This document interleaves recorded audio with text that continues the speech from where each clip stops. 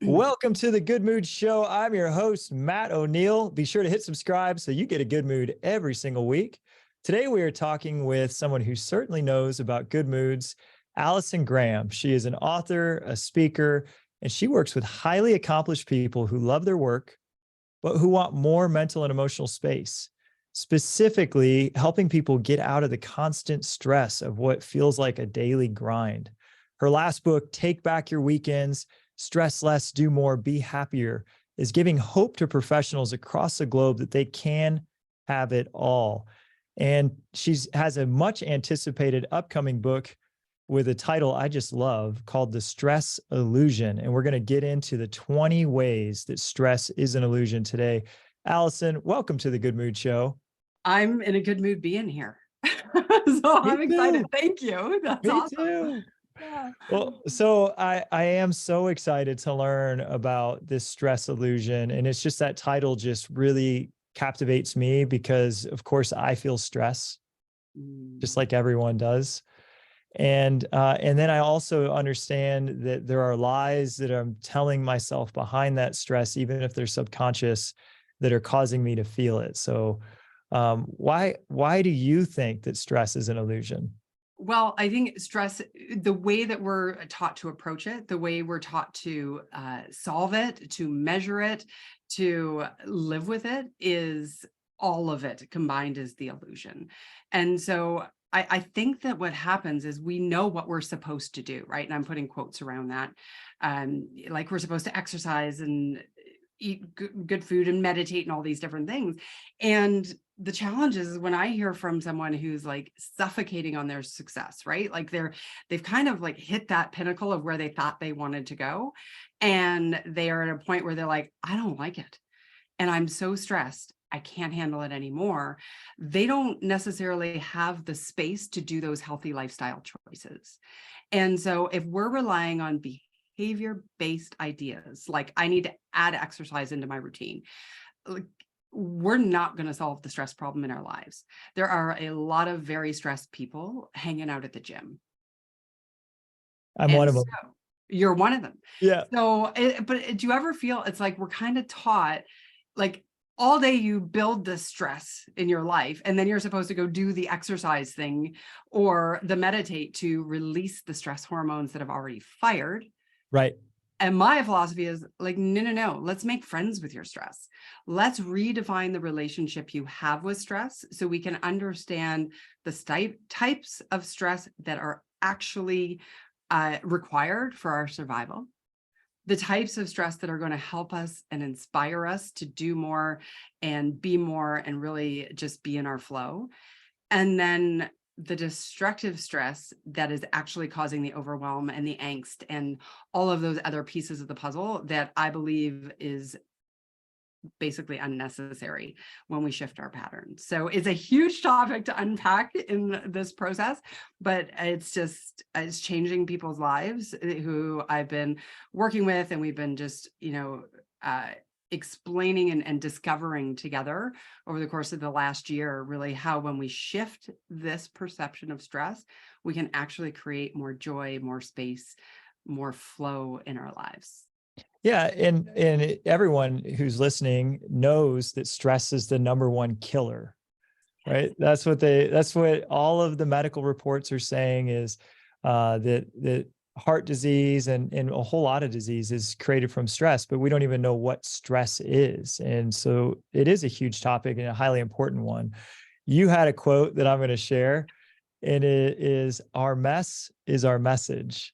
Yes. And I love that because I didn't start the Good Mood Show because I was always in good moods. I started the Good Mood Show because I was not in good moods and wanted to learn about it and so then I started to learn and study and become a student of feeling good and not feeling bad. And that's why I teach it. So you had started down your path of helping people really master this whole topic of stress after a neurologist had told you that you should go on disability. Yes. And What was going on there? so 2 years before that very appointment, when I was sitting across from my neurologist, I had had a surgery. It was a simple cyst that should have been a non-issue. And unfortunately, things went wrong.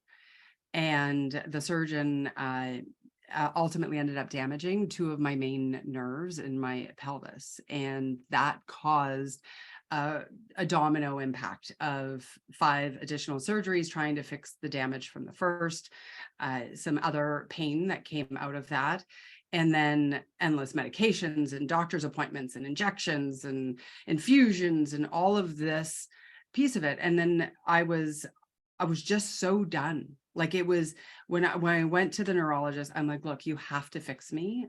I cannot take this pain one more second. Like, I can't do it.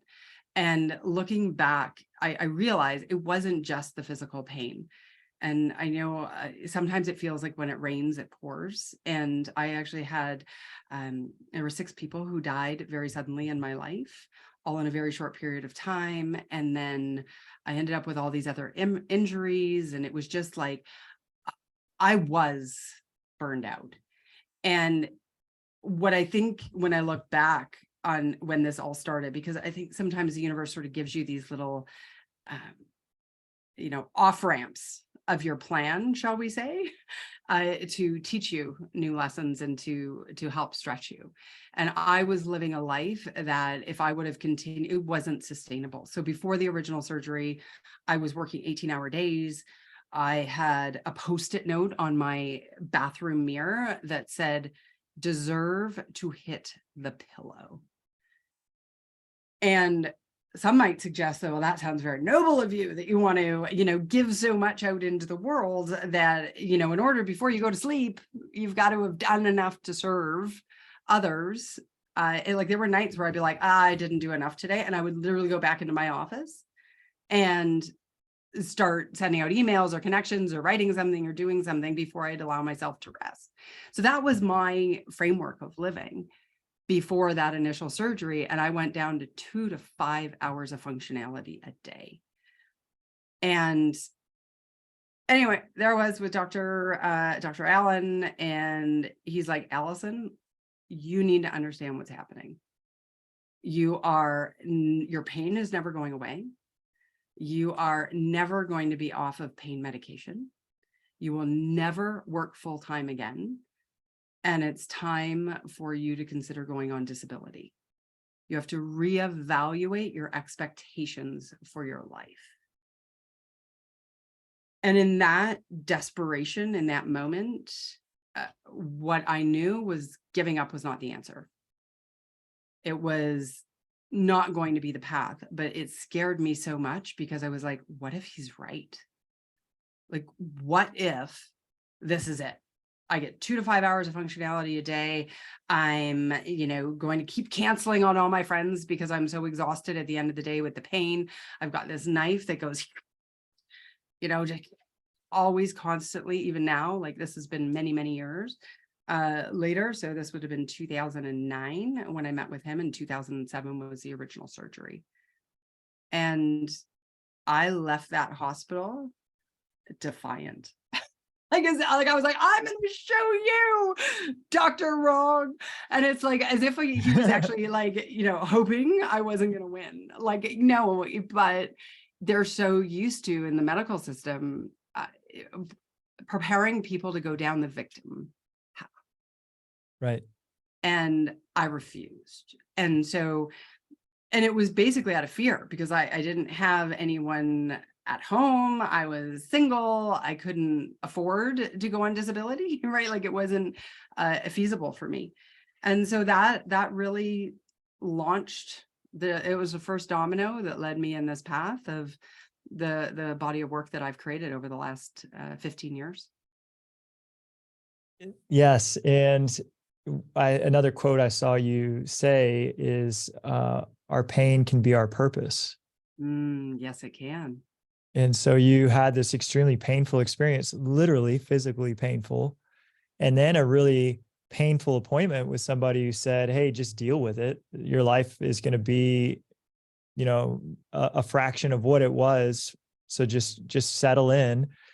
And now here you are teaching the whole world about how to effectively manage stress and how to live a happier, healthier life. And it's just really beautiful what you've done with this pain that you've gone through.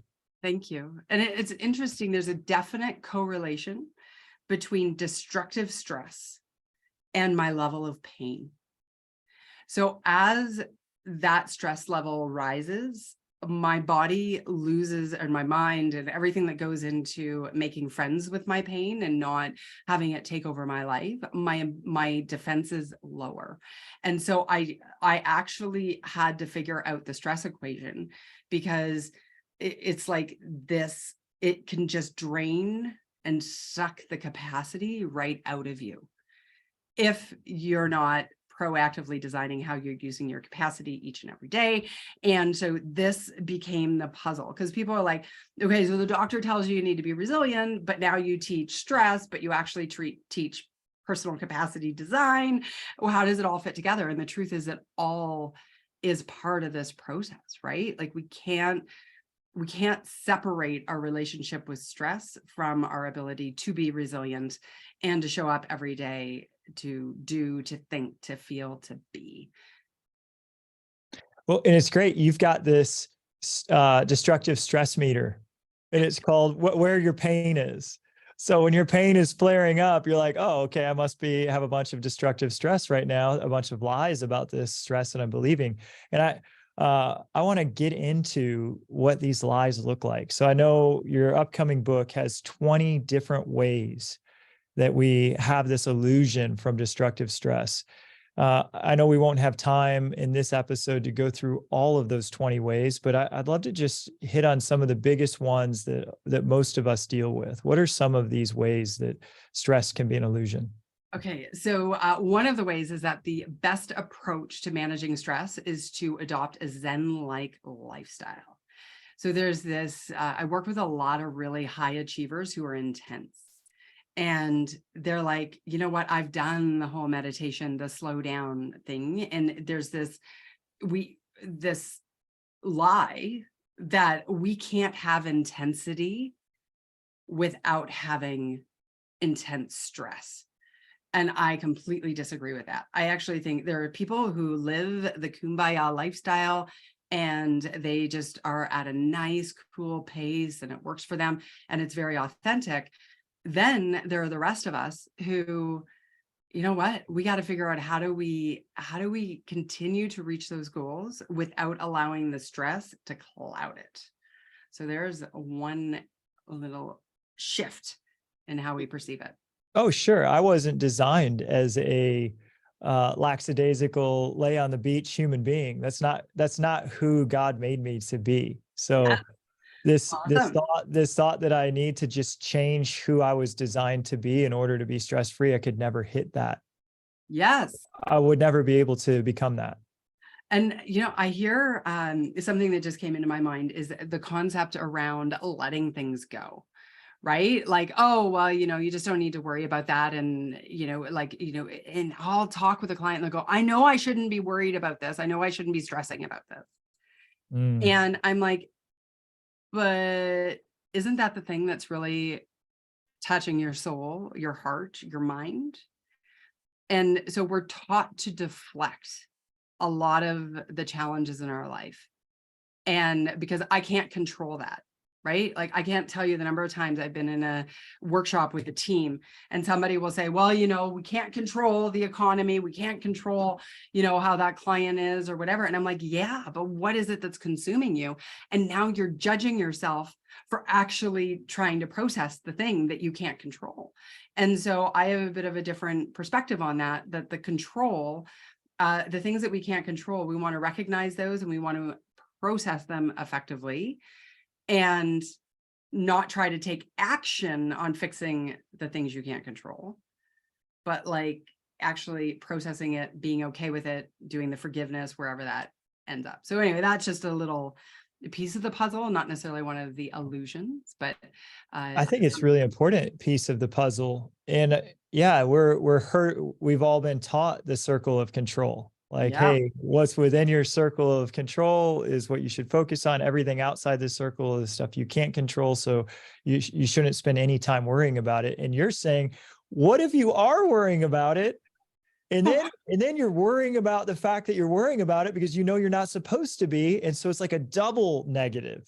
Oh my gosh, you're judging yourself for judging yourself for Yes. being judgmental. Like it's just this whole loop is actually one of the layers of destructive stress, one of the barriers to performance that I would classify that as, that judgment, that worrying, etc. But it's like, what is it that defines your life? It's the things that aren't in our control. Mm. And so like, even it's just, there's just so much we could unpack in that. And it's like, as soon as I hear somebody say, I know I shouldn't be worried about this, I shouldn't be feeling about this, I'm like, whoa, whoa, whoa. Who said you don't get to worry about that? I know every guru out there who we've ever learned from, but the reality is, if it's actually called, it's just deflection. I'm going to ignore it, right? I'm going to ignore it and stuff it down. But the stress about it is still there. I'm just not dealing with it. So, right. so the economy has been a massive stressor for me. I run a real estate company, and the interest rates doubled 6 months ago, and we've lost money every month for 6 months. Right. And I am focusing on what I can control, which is within these walls. And at the same time, the economy, the interest rates, the fiscal policy of the United States that I can't control is a massive stressor for me.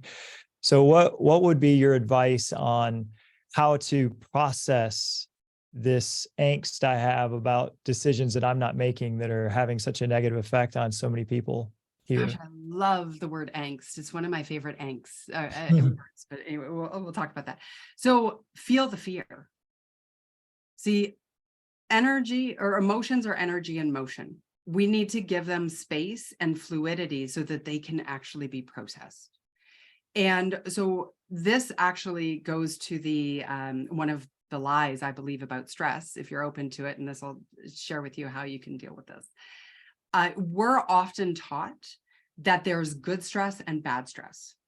Okay, so if you're like next level, a little bit of personal development, you're probably thinking eustress and distress. Okay, Right. so eustress is like euphoria, distress is dis-ease. And I actually believe that that does us a disservice to only look at stress from two perspectives.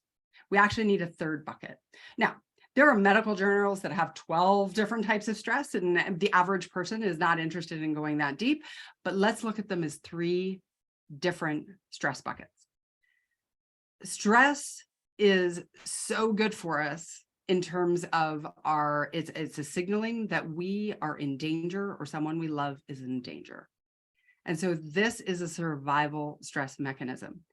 If you are having the economy and you're losing money in your company for the last 6 months and you weren't feeling true danger signals in your essence, something would be wrong. Okay, that's survival stress. It does not matter how good you are at managing your stress and meditating in a way and having your perspective, you cannot escape survival stress.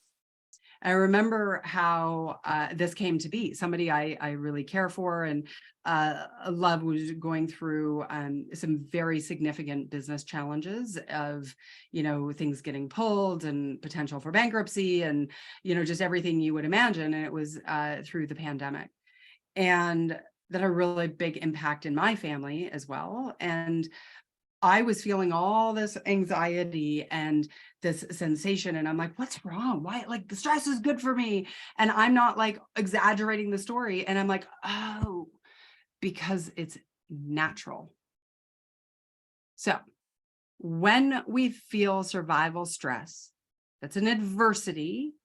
It's something that signals we're in danger. And we have to give ourselves the space and the grace to heal, to process and to feel the emotions. So I will wrap this up and tell you a story about how to do that in a second. The next piece though, is like, there are people who will like say to me, like, I kind of secretly love being stressed. Like, I like it. I used to be like, I got this secret. I absolutely feel on fire because like everything, like I've got, deals going and I'm getting this new contract and I'm heading on stage and my blood pressure is up and I'm just like, and like all the signs of stress. And it's like, that's the good stuff. That's the empowering stuff. And when we understand the difference, then we can actually manufacture that into our days so that we can have more stints of flow and just really like use that good stress. Because you think about when danger is at us, we're completely focused and inspired to get to safety, right? So we can use the principles of that by having a goal, a set time frame, like urgency, that is a reasonable deadline, and accountability to make it happen. So, a lot of people, when they have a client, report or something that's due at 5 o'clock today, all of a sudden they couldn't work on it for the whole week, but today they're going to get it done no matter what. That's good stress and action. Now, we got to be careful with it. We can't overdo it. There's different systems for it. But the type of stress that I believe that you talked about at the very top of the hour, where they're saying is linked to our actual physical well-being, to disease, is what I describe as destructive stress.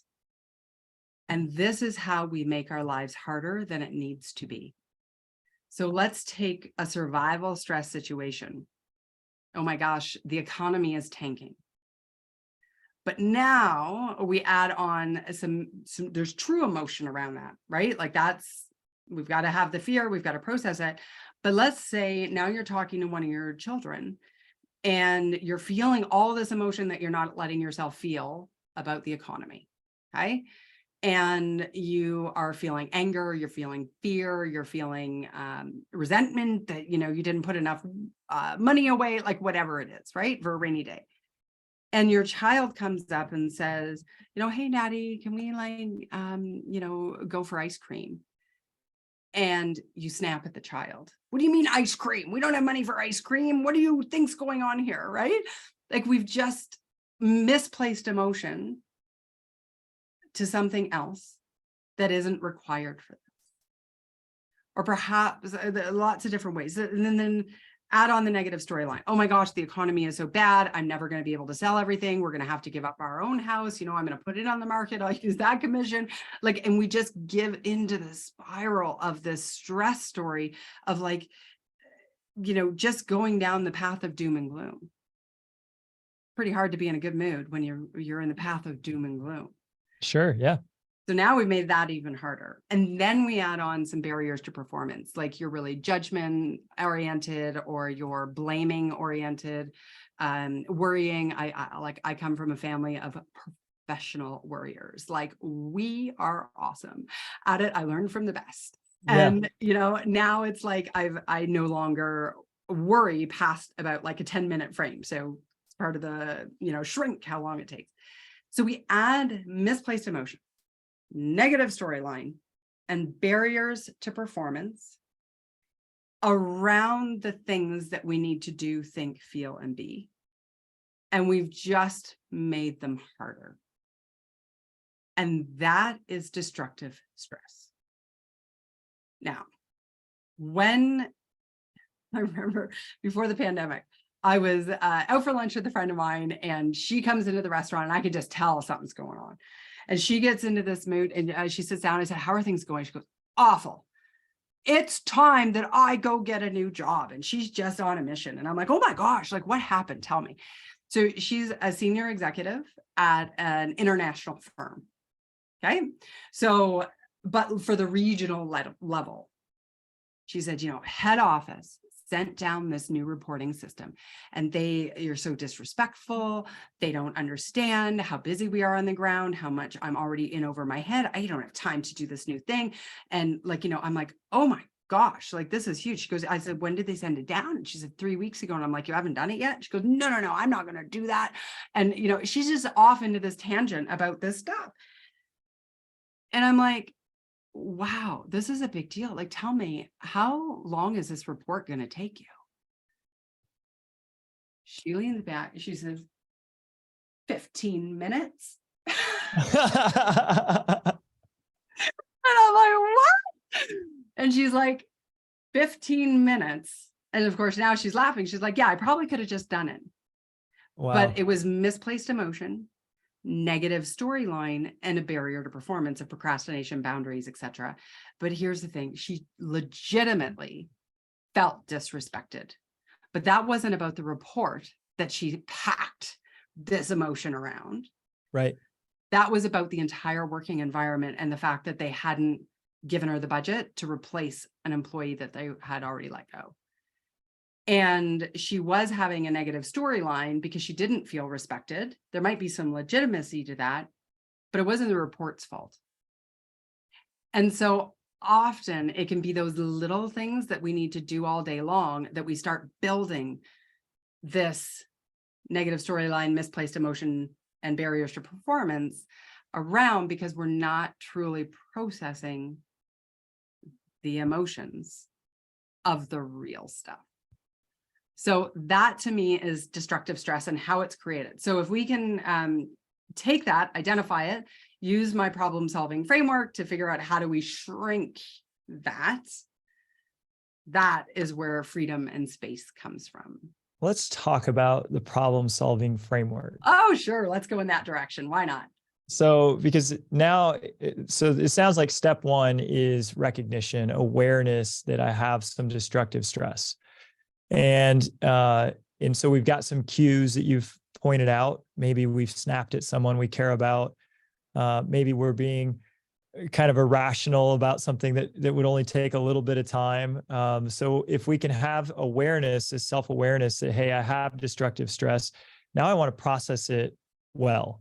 What does that look like? Because the person who's listening, we've all had destructive stress. What do we do next? One of us. Absolutely. And the more like I have my patterns and the more destructive stress I have, the harder my pain is to manage, etc. So the problem solving framework actually builds on yet another illusion.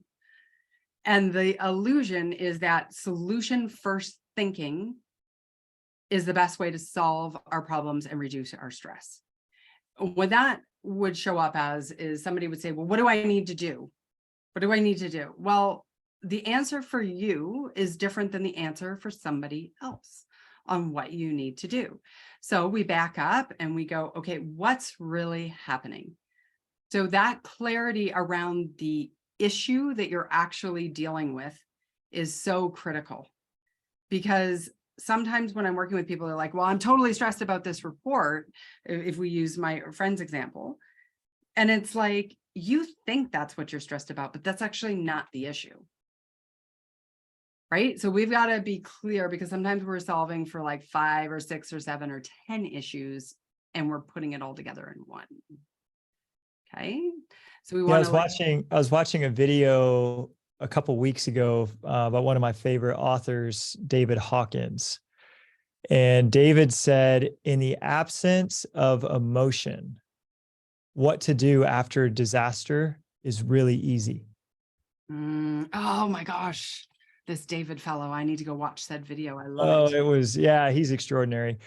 And but he said even the hardest things to deal with, like the loss of a job, the loss of your income, if you took the emotion out of it, the disrespect or the worry or the fear or the doom, the things that we're talking about, he said, what you would do is go get a new job. And then you'd find a new source of income. And so without the emotion, what to do is very obvious and apparent. And he used some other examples like the loss of a loved one. And of course, he's not saying be a robot, nor would I ever condone that. But if without all of the emotion that goes with it, we think that our life, we could never put it back together again. And yet what to do is to fill the space that's been created with relationships. Yeah. And another speaker I was talking with this last weekend, Mark Nepo, said that sometimes we go through a crisis and all the maps we had built have been destroyed, blown up into little bits, and our maps no longer work. And he said, so what we do next is we go back out in the world and we start drawing new maps. Beautiful. Love that. And it's kind of like these, because we're talking about like destructive stress, but this destructive stress is coming because of real destructive things. Like we lost somebody we love, or we've lost a career, we've lost income in my case. And everything that we knew is now blown up. The government is sending an Amber Alert. So we'll just say a quick little prayer for Emerson, who is 8 years old and now missing across my province. So sorry about that big noise that just came through. That is what's happening. So anyway, okay. So I missed what you were saying because of the Amber Alert that just came through. I don't know. I love saying a prayer for Emerson. Yeah, he's missing. So yeah. Anyway, I hope they'll find him. Yeah. What I was saying is that we do need to take forward action, but David Hawkins' point is remove the emotion. And so you're saying process the emotion. And I absolutely agree. And that's why I wanted to get to the heart of processing this emotion. And you had said, hey, we really need to define the real issue that we're dealing with. That sounds like step one. That's step one. And so let me back up again for a second and just give some illustration and a bit of a metaphor for how destructive stress is created. Okay. Sure. So if you think about everything that you need to do in a day, because often we think about stress as like, I have to better organize all of my tasks. Another illusion. I digress. And let's imagine that all of those things that you're dealing with are ice cubes that you need to melt. And when you've dealt with them, sort of the equivalent of checking them off of a list, that would mean that you've actually melted the ice cube. It's no longer there on your list. Okay. We're sort of playing with the mind and the visuals. The melting of ice cubes, i.e. doing the report, i.e. getting the new job, is actually not as hard as we think. But as part of the human experience, we always have access to this huge amount of snow. And that snow is represented by the misplaced emotions, the negative storylines, and the barriers to performance. So we take this ice cube, i.e. the report, get the new job, and we pack it in a layer of snow of misplaced emotion. And we've got the bottom of a snowman. Okay, our first boulder. And then we take we grab that same ice cube and we put it in the snow, and we add on the destructive stress, or the negative storyline, the next layer, and then the barrier to performance. So the ice cube is the thing in the problem-solving framework that we have to identify, free of whatever the emotion is, whatever the storyline is, whatever the barrier to performance is. Okay, so you see the snowman.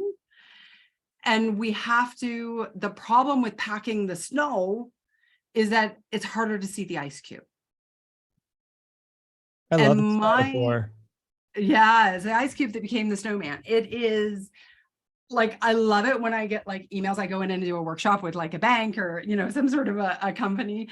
And then I get like these pictures of snowmen 2 months later on a boardroom thing, because it's like, what's the ice cube? And maybe there are many, and the ice cube is legitimate, but how much snow does that ice cube truly deserve? So I'll unpack this for the story that has been stressing me out, which is losing money for 6 months. And the ice cube is, we need to not lose money. Not even, because that has storyline. Maybe you need to lose it all. I hope you don't. Maybe you need to lose it all to go to rock bottom so that you can rebuild something else. I'm just saying, for me, when I finally got past the storyline of thinking things would change, holding on to things that were no longer there, like all the different stories of the unfairness, et cetera. And then I finally had a moment of clarity. It was, oh, well, we should just make profit next month. So then what does it look like to make profit next month? Okay, well, we need to spend based on the reality of sales. And as soon as I looked at the actual ice cube of, let's go ahead and just make profit, it means we have to change the way we're doing things. What to do next was really easy. Spend a bunch less. Okay. So are you open to me walking you through just Yeah, how I would apply this? sure. Okay. So the ice cube in my mind is actually, we're losing, 1.3 million. I hope to gosh, you're not losing that, per month. Okay. Yeah. That's the ice cube. There's no story. It's reality. It's like, that's the thing. What is the actual number that we're losing? Because sometimes people say we're going backwards, but they're only going backwards by 10% and not 90%, right? Like, Right. we need to know what the number is. We're losing 50,000 a month. Perfect. Okay. So we're losing 50,000 a month is an ice cube. But now it's a pretty big ice cube. So we don't want to deny that in any way. So there is emotion that's going to go around it. Okay. And what would be, so the second step, so situational awareness is step one. Self-awareness is asking the question, how am I responding to what's happening? And potentially, how am I making it harder than it needs to be? So now you're already past this point, but I'm just trying to give you a framework for thinking through when something's happening. Because it's I love probably that question. How am I making it harder than it has to be? Yeah, so, it's beautiful. yeah. So now, thank you. Let's look at our pound of snow. We've got this, we're losing $50,000 a month. That is a really annoying ice cube. Okay. But what emotion is around that? First layer of snow. Well, legitimate emotion would be fear, I would think. What other emotion would be around that? Yeah, some resentment or anger. Okay. And what happens when we don't actually, by the way, this is a survival stress ice cube. Your family is in danger. So it's legitimate. Right. Okay. So that means we have to honor, this isn't misplaced emotion to have fear, anger, and resentment towards us. This is legitimate. We've got to process those. So when we stuff down and try to ignore fear, resentment, and anger, what happens? Yeah, they fester and grow and just like rage inside. Yes. And then they come out on unsuspecting innocents in road rage fits and, like customer service battles. Oh, sure. I did. I yelled at my daughter. There you go. Exactly. So imagine, I remember when COVID happened, and in Canada, we lived there for a very long time, right? Like we really outdid ourselves.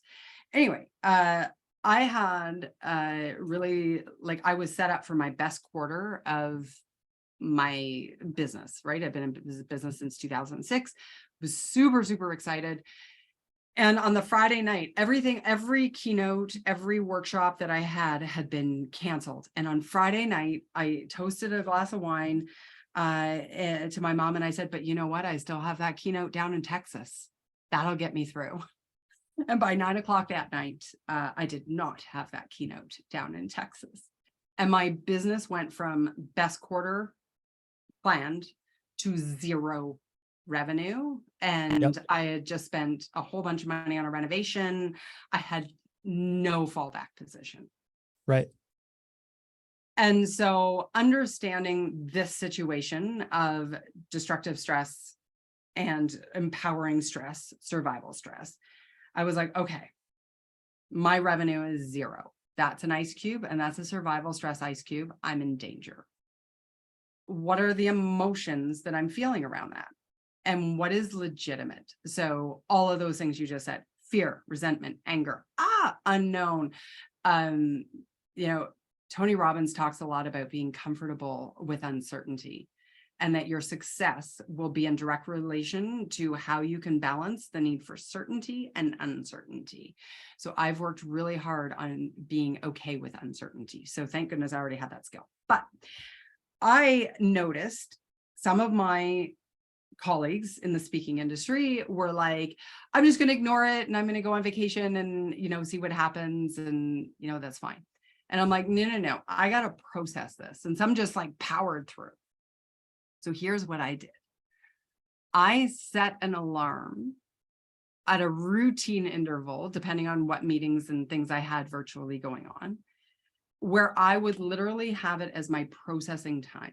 And there's no big magic answer to how do you process. You have to feel it.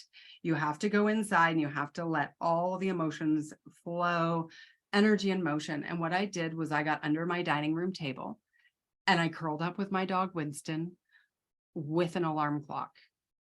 And I would, like, 15 minutes of bawling my eyes out, feeling the fear, going all into it, playing out the worst case scenarios, giving myself a chance to just get everything out in a way. And when the alarm went off, because I'd feel so like allowed to feel the feels with such permission, sometimes I had to snooze it, in fairness, but I would be able to get up and go, okay, I now know that I've got that. I've given myself the space and the grace to feel the worst of it. I'm not denying it.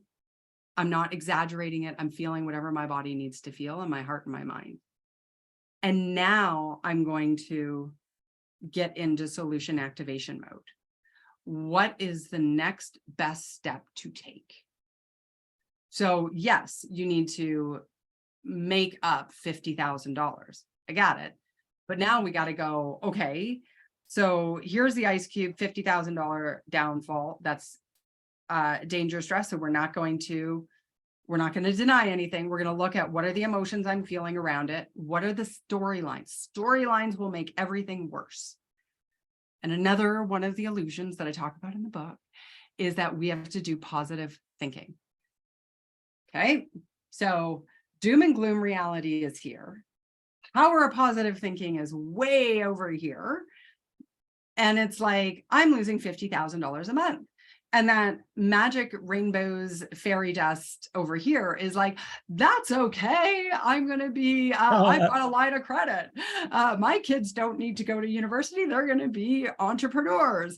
Right? Like that's this magic fairy dust stuff. And if you only create the opposite of doom and gloom, and you go so far to the extreme to try to pretend like you're going to be happy, right? Well, then cracks can show up on the surface. Well, your brain's going to call BS on you. Right. Never going to. Yeah, we're putting on this fake smile and pretending like it's okay when really we're not, crawling underneath the dining room table and acknowledging that this sucks. It's awful. This isn't fun to go through at all. And it is stressful. And yeah, I really like this, allowing yourself every single day and setting a reminder that it's okay to feel what I feel. And I bet there were days that your reminder would go off and you'd say, you know what, I'm trying to feel, but I feel pretty good right now. Yeah, for sure. Well, and we're talking multiple times a day. Yeah. Like I would give myself, like in the early days, I was 5 times a day. And like I joke, people are like, why are you under the dining room table? I'm like, because that was my dog's favorite spot to sit on the carpet under the dining room table. And I would cuddle with him. And he'd just be like, okay, Mama, you cried. This is weird. But why are we going to the office? I'm bored. Leave the house. And it was this beautiful thing, but it was multiple times a day because I understood we needed to process it. And I was so good at denial and deflecting in the past that if I didn't feel it. But here's the thing with that storyline, that second layer of that snowman. Yes, you can come up with the magic fairy dust all the way to the extremes. All I'm asking you to do is neutralize the negative storylines. And we can only do that by giving ourselves at least 2 viable opportunities to a negative storyline. I'm going to lose my business. I'm losing my house. Everything is going to pot. I'm never going to be able to get back on track. Like that's negative storyline. But what else is possible? You know what? I could sell a deal tomorrow. Maybe that's rainbows and unicorns. I could shift the expense line so I can tighten the belt, right? I can look at potentially some family members who might be able to help me out of, I don't have any rich uncles. They've all passed away, but I know that there's some people might have access to something like that. So if there are multiple storylines then we can release the attachment to the worst case scenario. Mm. But if there's only one alternative and we're predispositioned to the negativity, which in survival stress mode we generally are, Right. we're not going to be able to neutralize the storyline. We're going to keep spinning and building on the negativity. I love this. And I did get out. Yes, I'm so excited. Yeah. I did get out, and it was through my own way through the same process. But you've given me language and visualizations and tools that hopefully will empower me to get out faster Yes. the next time that I get into destructive stress, of identifying the ice cube and then identifying what snow am I packing around it. And I'd love to go into those three again. So I remember the middle one was storyline. What was the bottom, the base of the snowman? The misplaced emotion. Misplaced emotion. So that was the fear and the anger and the resentment. And then the storyline in the middle was definitely the storyline you've identified. We'll lose our house. Everyone I care about is going to lose their job. We'll go out of business. And then what was the top? What was the head of that snowman? So that's the barriers to performance. And those can be anything that take you out of flow. So I've identified 41 of them, and I would love to give your audience access to that list. Great. Okay, so if they go to, we'll send it out through your email. And then if they want to join with mine, it's just AllisonGraham.com/good mood. I think I did for you. Perfect. Isn't that great? Oh, Yeah. that's awesome. AllisonGraham.com/good mood. You got it. And you can get the 41. And what are those 41? Barriers. So there are things like performance. Worrying, judgment, blaming, catastrophizing, gossiping. There's just all of those things you would imagine are the habits that we know we have as a problem. Right. Those are the things that make life harder because so let's say you've done this, you've identified your ice cube. It's legitimate that you should have some emotion around it. That's all good. So we want to give yourself the space and the grace to feel the feels, then neutralize the storyline. But let's say you add on a little procrastination. Sure. Okay. And a lot of people, when they get overwhelmed or they're going through survival stress, will procrastinate because they don't want to deal with it. Like I used to be that person where I would the tax person's calling. If I don't answer the phone, do I still owe them the tax bill? Right? Like, yes, you do actually. Right. So, that kind of thing that's the barrier to performance that makes it harder. So the solution activation is that third piece of the problem solving framework. But when we have been so clear on identifying what is actually happening, and then identifying how we're reacting to it and potentially how are we making it harder than it needs to be with the emotion, with the storyline, with the barriers to performance, it becomes so obvious what the right answer is for the solution. And this direction of what's the next best step to take. Not how am I going to replace $50,000 income? What is the next best step to take? And you might path that out like 4 or 5 steps in advance, perhaps. And you might need to have many versions of that because not everything is going to work. But and we just take that next step. That's how we start to minimize the size of the snowmen so that each one steals less of our capacity. It's wonderful. I love this framework. And Allison, I've just absolutely loved having this conversation with you. Thank you for coming to the Good Mood Show today with all your wisdom. Oh my gosh, I love this. I am so grateful for the platform and for sharing it. And I hope people really just walk away with something that they can. I have. If nothing else, you've made an impact in one person's life, and it's me, but there are many people listening today that will want to even learn more from you. So how could people get in touch to learn more? So come to AllisonGraham.com/good mood. And I will, I have my contact information there. I'm active on LinkedIn. Sometimes I'm on Instagram. Sometimes I'm on TikTok. It's very, I try to keep my mood good. So I find I'm not there as much as people may think you should be, Sure. which is another layer of snow. But yeah, please reach out to me. And if you're having a conference, of course, with keynote speakers or some team training or something, that's where I can really fit in and pull this into an organization, because I really believe that people are just making life harder than it needs to be. And when we shift our relationship with stress, feel the real stuff, honor it, give ourselves the space and the grace to deal with it, use the empowering stress so we can get our work done in the most efficient and effective way possible, and then shrink the size of the snowman that we're creating so we stop making life harder than it needs to be. If we can get that message out into the world, road rage would be a thing of the past, I'll tell you. But anyway, I really believe it's so powerful. And it's not me, I've had to live it. I live snowmen. And every day I'm like, what's the ice cube here? What snowman am I creating? Like my mom is constantly reminding me to read my own books, right? She's like, is this a snowman? Which layer of the snowman are we in right now? And it's like, yeah, but can we stop the patterns faster? Right. That's the key. Well, thank you so much for being here. And I appreciate you so much. Thank you. All right. We'll see you guys.